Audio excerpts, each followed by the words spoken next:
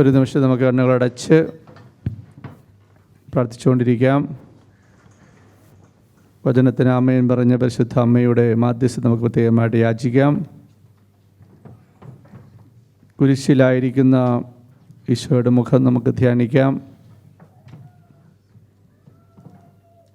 ഞാൻ വായ തുറക്കുമ്പോൾ എനിക്ക് വചനം ലഭിക്കുവാനും സുവിശേഷ രഹസ്യം ധൈര്യപൂർവ്വം പ്രസംഗിക്കുവാനുമായിട്ട് പരിശുദ്ധാത്മാ അഭിഷേകം എനിക്ക് ലഭിക്കുവാൻ വേണ്ടിയും നിങ്ങൾ പ്രത്യേകമായിട്ട് പ്രാർത്ഥിക്കുക.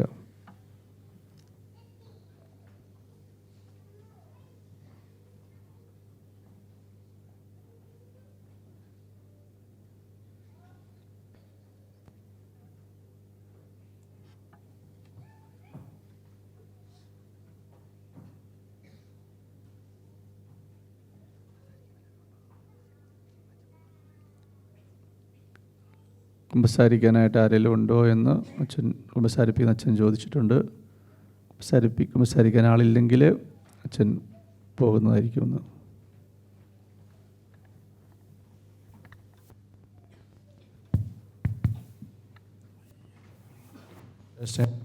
ഫ്രാൻസ്വാച്ച, നിറഞ്ഞ തോമസ് പോൾ സാറ്, പിതാക്കളെ, മാരെ, കുഞ്ഞുങ്ങളെ, കേട്ടാ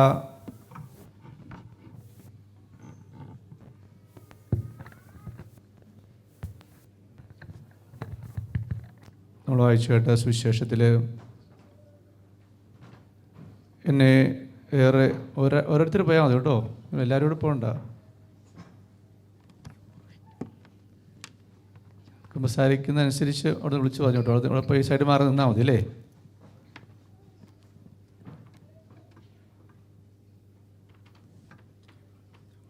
സുവിശേഷത്തിൽ എന്നെ ഏറെ സ്പർശിച്ച വചനം പുരോഹിത പ്രമുഖരുടെയും പരിസേയരുടെയും ദാസന്മാരെ ഈശോയെ പിടിച്ചില്ല. എന്തുകൊണ്ടാണ് അവനെ കൊണ്ടുവരാത്തത് എന്ന് പുരോഹിത പ്രമുഖന്മാരും പരിസേയരും ചോദിക്കുമ്പോൾ ദാസന്മാർ പറയുന്ന ഒരു മറുപടിയാണ്, അവനെപ്പോലെ ഇതുവരെ ആരും സംസാരിച്ചിട്ടില്ല. എന്തുകൊണ്ടാണ് അവനെ പിടിക്കാതിരുന്നത്? കാരണം അവനെപ്പോലെ ആരും ഇതുവരെ സംസാരിച്ചിട്ടില്ല. അവൻ സംസാരിക്കുന്നതിൽ നന്നായിട്ട് സംസാരിക്കുന്ന ആരെങ്കിലും നിങ്ങൾക്ക് പരിചയമുണ്ടോ? ഈശോ സംസാരിക്കുന്നതിൽ നന്നായിട്ട് സംസാരിക്കുന്നവരെ പരിചയമുണ്ടോ? ഇല്ലല്ലേ. ഹെബ്രായ ലേഖനത്തിൽ പറയുന്നുണ്ട്, കഴിഞ്ഞ കാലങ്ങളിൽ പല രീതിയിൽ പലരോട് ദൈവം സംസാരിച്ചിട്ടുണ്ട്. ഈ അവസാന കാലത്ത് ഒരാളിലൂടെയാണ് സംസാരിക്കുന്നത് അല്ലേ. ആരിലൂടെയാണ് സംസാരിക്കുന്നത്? ദൈവപുത്രനും കർത്താവുമായ ഈശോ മിശിഹായിലൂടെ മാത്രമേ ഇപ്പോൾ പിതാവ് സംസാരിക്കുന്നുള്ളൂ അല്ലേ. അതോ വേറെ ആരിലൂടെ സംസാരിക്കുന്നുണ്ടോ? ഉണ്ടോ? എന്താ തോന്നുന്നേ? ഇല്ല അല്ലേ. ഞാൻ പറയുന്നതുകൊണ്ടാണോ പറയുന്നത്, അതോ നിങ്ങൾ ഉള്ളിൽ നിന്ന് പറയുന്നതാണോ? വേറെ ആരെങ്കിലും സംസാരിക്കുമോ? പിതാവായ ദൈവം എന്താ പറഞ്ഞത്? മാമോദിസ വേളയിലും താബോറിലൊക്കെ ഇവനെ കേൾക്കുവിൻ അല്ലേ. ഇവനിൽ ഞാൻ സംപ്രീതനാണ്, ഇവനെ കേൾക്കുവിൻ. പരിശുദ്ധ അമ്മ എന്താ പറഞ്ഞത്? അവൻ പറയുന്നത് ചെയ്യുവിൻ. അപ്പോൾ ദൈവവും ദൈവത്തിൻ്റെ അമ്മയും എല്ലാം പറയുന്നത് എന്താണ്? അവൻ പറയുന്നത് ചെയ്യുവിൻ, അവൻ പറയുന്നത് കേൾക്കുവിൻ. അവൻ സംസാരിക്കുന്നത് പോലെ ആരും സംസാരിച്ചിട്ടില്ല. ഉണ്ടോ? അവൻ സംസാരിക്കുന്ന പോലെ ആരും സംസാരിക്കില്ല. അവൻ പറയുന്നത് എന്താണ്? സത്യമാണ്. അവൻ പറയുന്നതെല്ലാം യാഥാർത്ഥ്യമാകും അല്ലേ. അവൻ പറയുന്നത് പ്രധാനമായിട്ടും അവൻ പറഞ്ഞതാണ്, പറഞ്ഞാൽ മാറ്റം ഇല്ല. അതുകൊണ്ടാണ് അവനെ പിടിക്കാത്തത് അല്ലേ. അവൻ സംസാരിക്കുന്നത് പോലെ ആരും സംസാരിച്ചിട്ടില്ല. സുവിശേഷത്തിൽ ഈ കാര്യം മാത്രം ഇന്നത്തെ സുവിശേഷത്തിൽ പറഞ്ഞിട്ട് ഞാൻ സാധാരണ ഈ ഗ്രാൻഡ് മിഷൻ്റെ എല്ലാ സ്ഥലത്തും പറഞ്ഞ പ്രസംഗം ഇല്ലെങ്കിൽ ഞാൻ പറയാനായിട്ട് ശ്രമിച്ച കാര്യങ്ങൾ ഇവിടെയും ആവർത്തിക്കുവാനായിട്ട് പരിശ്രമിക്കുകയാണ്. എന്നിലൂടെ കർത്താവ് സംസാരിക്കുവാനായിട്ട് നിങ്ങൾ പ്രാർത്ഥിച്ചുകൊണ്ടിരിക്കണം. പ്രാർത്ഥിച്ചുകൊണ്ടിരിക്കണം. എന്നിലൂടെ കർത്താവ് സംസാരിക്കുവാനായിട്ട്. സംസാരിക്കുമോ? അങ്ങനെ സംസാരിക്കുമോ? സംസാരിക്കും അല്ലേ. പൗലോസിക പറയുന്നത്. നിങ്ങൾ കർത്താവ് എന്നിൽ സംസാരിക്കുന്ന കാര്യത്തിലാണല്ലോ നിങ്ങൾക്ക് സംശയമെന്ന് പൗലോസിക പറയുന്നുണ്ട്. എന്നിൽ കർത്താവ് സംസാരിക്കുന്നുണ്ടോ എന്ന കാര്യത്തിലാണല്ലോ നിങ്ങൾക്ക് സംശയം. സ്ലീഹായിലൂടെ ആരാണ് സംസാരിക്കേണ്ടത്? ഈശോയാണ് സംസാരിക്കേണ്ടത്. ഈ അടുത്ത ദിവസങ്ങളിൽ തന്നെ ഏറ്റവും സ്പർശിച്ച ഒരു വചനമുണ്ട്. അത് നടപടി പുസ്തകത്തിൽ 25-ാമത്തെ അധ്യായത്തിലാണ്. മരിച്ചു പോയെങ്കിലും ജീവിച്ചിരിക്കുന്നുവെന്ന് പൗലോസ് സമർത്ഥിക്കുന്ന ഈശോ മരിച്ചുപോയല്ലേ? മരിച്ചുപോയോ? പൗലോസ് എന്താ സമർത്ഥിക്കുന്നത്? ജീവിച്ചിരിക്കുന്നുവെന്ന്. നമ്മളെന്താ സമർത്ഥിച്ചുകൊണ്ടിരിക്കുന്നത്? നമ്മൾ ജീവിക്കുന്നുണ്ടല്ലേ? നമ്മൾ സമർത്ഥിക്കുന്നത് എന്താണ്? നമ്മൾ ജീവിക്കുന്നുണ്ടല്ലേ? ഈശോ ജീവിക്കുന്നുവെന്ന് സമർത്ഥിക്കുവാനായിട്ട് നമുക്ക് സാധിക്കുന്നുണ്ടോ? പൗലോസ് എന്താ ചെയ്തത്? മരിച്ചുപോയെങ്കിലും ജീവിച്ചിരിക്കുന്നുവെന്ന് പൗലോസ് സമർത്ഥിക്കുകയാണ് തൻ്റെ ജീവിതത്തിലൂടെ. പൗലോസ് എന്താ പറഞ്ഞത്? ഞാനല്ല ജീവിക്കുന്നത്. ആരാണ് ജീവിക്കുന്നത്?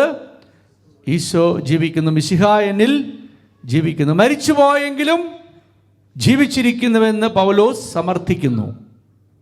അതുപോലെ തന്നെ ഉയർപ്പിൻ്റെ വേളയിൽ ചോദിക്കുന്നുണ്ട്, ജീവിച്ചിരിക്കുന്നവനെ എന്തിനാ നിങ്ങൾ മരിച്ചവരുടെ ഇടയിൽ അന്വേഷിക്കുന്നത്?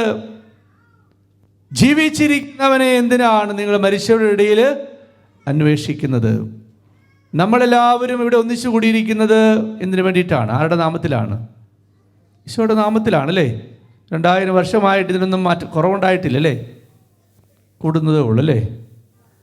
അപ്പോൾ അവൻ ജീവിക്കുന്നു. അക്കാര്യമാണ് പൗലോസ് തൻ്റെ ജീവിതത്തിലൂടെ സമർത്ഥിച്ചത്. ഓരോ ക്രിസ്ത്യാനിയും സമർത്ഥിക്കേണ്ടത് അതാണ്. നമുക്ക് ഏതാനും വചനങ്ങൾ കാണാൻ ശ്രമിക്കുക. നിങ്ങൾ ബൈബിളുള്ളവരൊക്കെ എടുക്കണം. തെസ്സലോനിക്കായിലെ സഭയ്ക്ക് എഴുതിയ 1-ാം ലേഖനം 5-ാമത്തെ അധ്യായം 16, 17, 18 വചനങ്ങൾ. തെസ്സലോനിക്കായിലെ സഭയ്ക്ക് എഴുതിയ 1-ാം ലേഖനം 5-ാമത്തെ അധ്യായം 16, 17, 18 വചനങ്ങൾ കിട്ടിയൊരു വായിച്ചോളുക. മൈക്കുണ്ടെങ്കിൽ മൈക്കിലെടുത്ത് വായിച്ചു. മൈക്കുകൾ വായിച്ചു കേട്ടോ. എപ്പോഴും സന്തോഷത്തോടെ ഇരിക്കുവിൻ. Children, rejoice always. ഇടവിടാതെ പ്രാർത്ഥിക്കുവിൻ. Pray unceasingly. എല്ലാ കാര്യങ്ങളിലും നന്ദി പ്രകാശിപ്പിക്കുവിൻ. Give thanks in each circumstance. ഇതാണ് യേശുക്രിസ്തുവിൽ നിങ്ങളെ സംബന്ധിച്ച്. This is the will of God in Christ Jesus. ദൈവത്തിൻ്റെ ഹിതം എന്താണ്? നമ്മളെപ്പോഴും സന്തോഷിക്കണം അല്ലേ? നമ്മളെപ്പോഴും സന്തോഷിക്കണം, ഇടപെടാതെ പ്രാർത്ഥിക്കണം, ഓരോ സാഹചര്യത്തിലും നന്ദി പറയണം. ഓരോ സാഹചര്യത്തിലും ഭർത്താവ് ശകലം സ്നേഹക്കുറവ് കാണിക്കുമ്പോഴേ ഈശോയെ നന്ദി എന്ന് പറയണം. പറ്റുമോ അല്ലേ? സാധിക്കുമോ? സാധിക്കും അല്ലേ? Very good. അതാണ് ദൈവഹിതം അല്ലേ? ഓരോ സാഹചര്യത്തിലും നന്ദി പറയുവിൻ. ഓരോ സാഹചര്യത്തിലും നന്ദി പറയുവിൻ. നമ്മൾ മലയാളത്തിൽ ഇങ്ങനെ എല്ലാ കാര്യങ്ങളും നന്ദി പറയും, അങ്ങനെയല്ല. ഇംഗ്ലീഷ് വരുമ്പോഴത്തേക്ക് നമ്മൾ കാണുന്നത് give thanks in each circumstances. Give thanks in each circumstances. എന്ത് സാഹചര്യമാണേലും എന്ത് പറയണം? ഈശോയെ നന്ദി എന്ന്. അതെന്താണത്? ദൈവഹിതമാണ് അല്ലേ? ദൈവഹിതമാണ്. നമ്മൾ വായിക്കുമ്പോൾ ശരിക്കും വായിക്കാത്തത് കൊണ്ട് ഇത് ആരിലാണ് യാഥാർത്ഥ്യമാകുന്നത്? ഈ ദൈവഹിതം ഈശോ മിശിഹായിലാണ്. എപ്പോഴും സന്തോഷിക്കാൻ പറ്റുന്നത്, ഇടപെടാതെ പ്രാർത്ഥിക്കാൻ പറ്റുന്നത്, ഓരോ സാഹചര്യത്തിനും നന്ദി പറയാൻ പറ്റുന്നത് ആരിലാണ്? ഈ ദൈവഹിതം ആരിലാന്നാണ് നമ്മൾ